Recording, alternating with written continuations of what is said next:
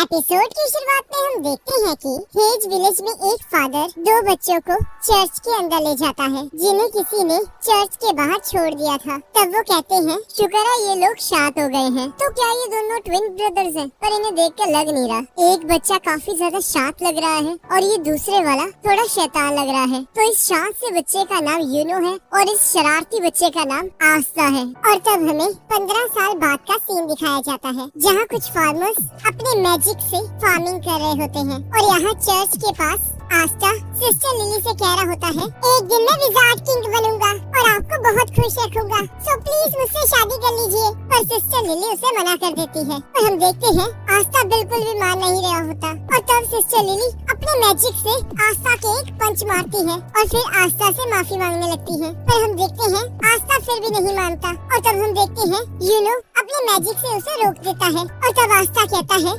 आखिरकार तुम बीच में क्यों आ रहे हो? तब यूनो कहता है, क्योंकि तुम्हारा बिहेवियर बहुत बेकार है और अगर तुम ऐसे ही रहे तो कोई लड़की तुम्हें भाव नहीं देगी। तब आस्था गुस्से में कहता है, हम साथ साथ बड़े हुए हैं और अब तुम मुझे ये कह रहे हो? तब यूनो कहता है, आस्था सिस्टर लिली गॉड की सेवा करती है इसलिए वो किसी से शादी नहीं कर सकती। तब आस्था यूनो को लड़ने के लिए कहता है पर यूनो मना कर देता है। और तब नैश कहता है, रहने दो आस्था, तुम यूनो को कभी नहीं हरा सकते। और तब आस्था कुछ करने की कोशिश करने लगता है। तब नैश कहता है, तुम्हारे पास मैजिक नहीं है, मुझे विश्वास नहीं होता कि तुम्हारे एज का कोई लड़का मैजिक भी नहीं यूज कर पाए। तब आस्था कहता है, मैं तुमसे बड़ा हूँ, तुम मुझसे तमीज से बात करो। तब नैश कहता है, बिल्कुल नहीं, इस दुनिया में मैजिक ही सब कुछ है, जिसके पास जितना ज्यादा मैजिक होता है वो उतना ज्यादा इम्पोर्टेंट होता है और तुम तो कोई मैजिक यूज ही नहीं कर सकते। तब आस्था कहता है, तो मुझे लगता है अब मुझे तुम्हें अपना स्पेशल मूव दिखाना ही होगा। और हम देखते हैं आस्था एक्सरसाइज करने लगता है और दूसरी तरफ यूनो अपने मैजिक से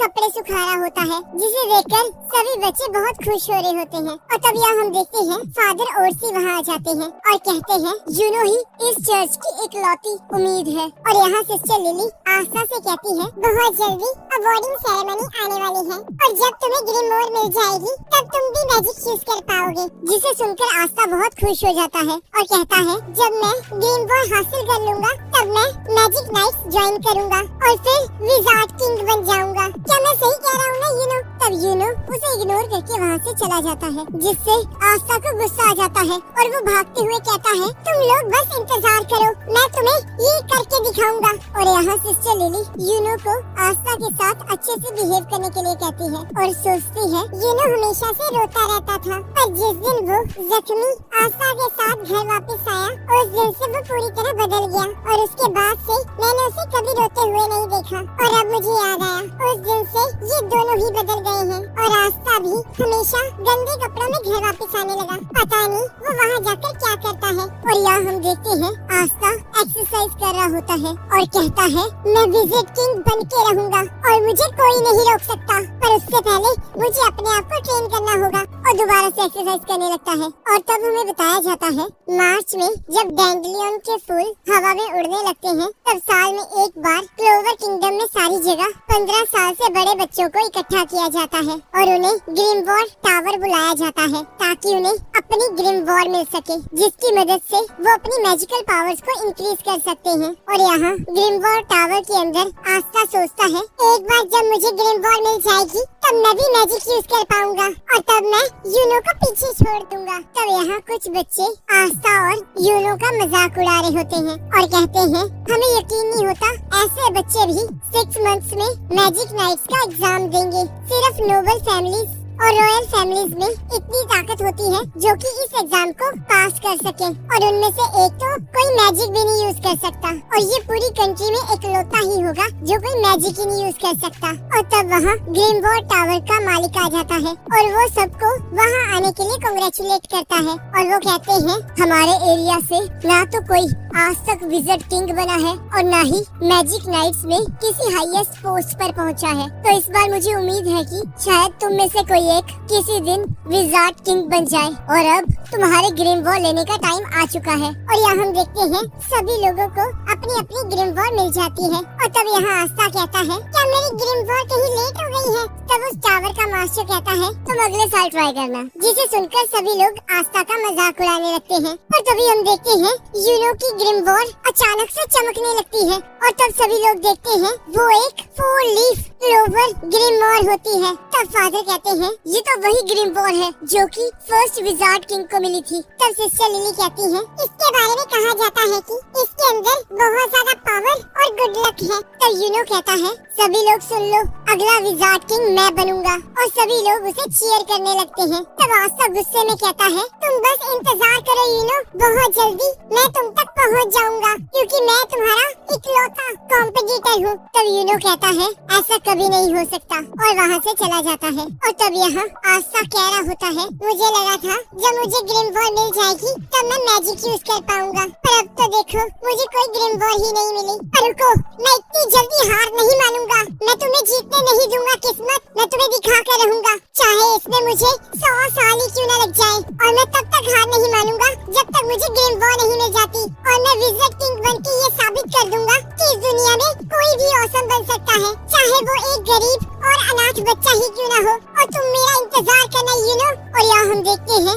एक बच्चा यूनो से जेलस होकर उस पर हमला करने लगता है। और हम देखते हैं यूनो बिना अपने ग्रिमवॉर के यूज किए उसके अटैक को काट देता है। और तभी हम देखते हैं दीवार से चेन निकलने लगती है और वो दोनों बच्चे चीखने लगते हैं। और तब एक पर्सन कहता है मैं तुम्हें इस तरह खुला नहीं छोड़ सकता, और हाँ इसे खोलने की कोशिश मत करना क्योंकि मेरा मैजिक दूसरों के मैजिक और उनके मूवमेंट्स को रोक देता है। तब यूनो पूछता है आखिरकार तुम कौन हो। तब रैप्ची कहता है मैं एक मैजिक नाइट था और उन्होंने मुझे बाहर निकाल दिया, तो अब मैं सिर्फ एक चोर हूँ और अब मैं तुम्हारी ग्रिमवॉर ले रहा हूँ। तब यूनो कहता है तो तुमने अपना नाम रैप्ची बताया है तो तुम इतना तो जानते ही होगे ना कि ग्रिमवॉर को चुराना बेकार है। तब रैप्ची कहता है मैं जानता हूँ, ग्रिमवॉर को बस वही यूज कर सकता है जिसे ग्रिमवॉर ने खुद चुना हो। और ब्लैक मार्केट में इस ग्रिमवॉर की बहुत कीमत है, चाहे 4 लीफ क्लोवर ने तुम्हें चुना हो, पर तुम अभी भी बच्चे हो और आज तुम्हारा बहुत बुरा दिन है कि मैं यहाँ हूँ। तुम्हारी कहानी शुरू होने से पहले ही खत्म हो चुकी है